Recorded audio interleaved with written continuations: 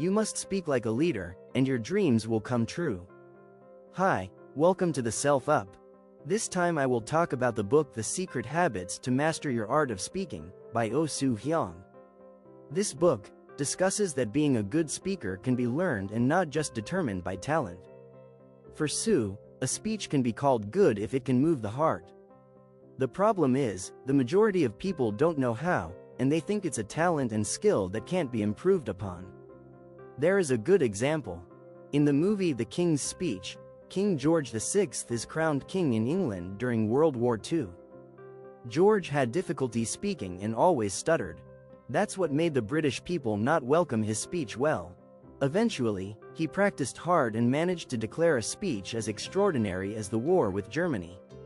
His speech at the time was very touching and played a major role in uniting the British people to unite in the World War II.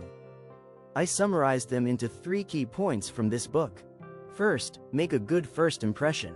According to a study, the percentage of a company choosing a new employee because of the first impression reaches 66%.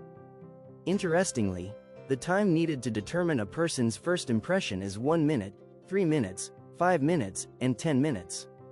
Another fact is that a short greeting is one of the most important factors in determining first impressions. Because of the importance of first impressions in a meeting, there is no second chance to correct a bad first impression. Remember, an appointment for a second meeting is only possible if the first impression is good. For Su, speech is an important tool to judge a person as a whole. From speech, we can get a good impression of the other person and can show the other person our interesting side. So, how to make a good impression from speech? Su gives tips through storytelling. This is a strategy that you can do when you introduce who you are. For example, during a job interview, when asked to tell who you are, most people are busy mentioning their specifications and their advantages as much as possible. But unfortunately, if what you say is ordinary, it makes others unimpressed. That's why you need to use storytelling. It's a way of speaking that adds value. An interesting example of storytelling is the story of Paul Robert Potts, a salesman who participated in Britain's Got Talent. On the show, Paul is a pop opera singer who has a touching story. When he first took the stage, no one was interested. However, when he sang the aria Nessun Dorma from the opera Turandot with a melodious voice, the result was unexpected. This is the song Paul sang to fight against cancer, traffic accidents, ostracism, and poverty. The audience was immersed in their own feelings.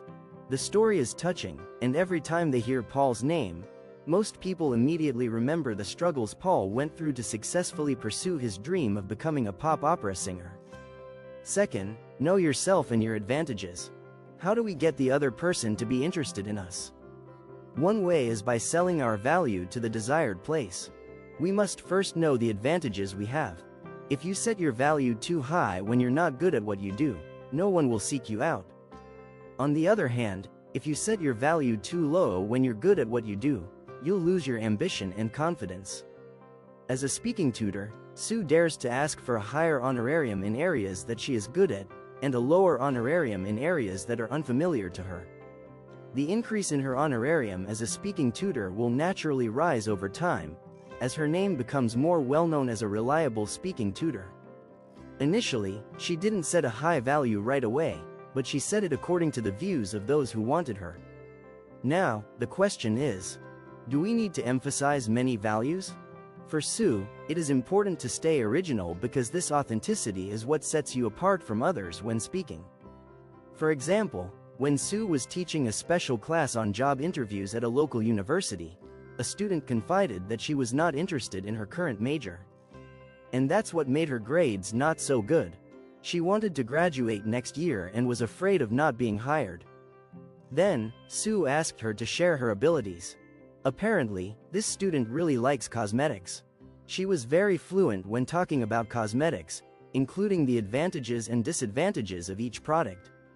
The student could even guess what cosmetic product Su was using, just by looking at her face. Su then advised the student not to be discouraged, as she had already surpassed her friend's abilities.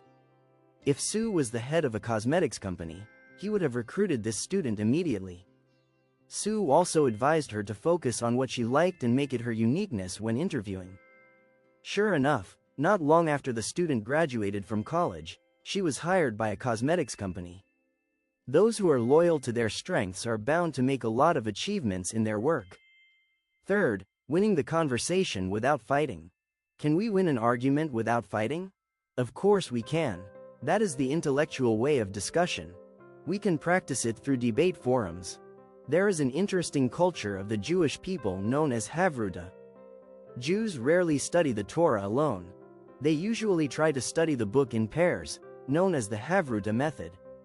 In this method, students in pairs try to understand the meaning of the words in the book, and discuss how to apply them in a broader context, such as in their daily lives. Not just in pairs, sometimes they also study it in larger groups. This culture is an integral part of the Jewish tradition. Perhaps it is this culture that eventually shaped a constructive way of thinking that produced many of the world's great thinkers. For example, 22% of Nobel Prize winners are Jewish. Perhaps it should be highlighted that debating is different from arguing. To be able to argue well, we must not just insist on our own opinions, but need to consider the opinions of others. We can only do this if we are willing to listen. Debates will become chaotic if everyone wants to talk, but not listen. In fact, with the ability to listen, we can win without fighting and can produce productive debates to find new and better solutions to problems. Great speaking skills are not a talent, but a skill that can be honed. It will help you achieve what you want in life. If there are any other books you'd like me to review, let me know in the comments. Don't forget to like, share, and subscribe to the Self Up YouTube channel. Thanks for watching, and see you next time.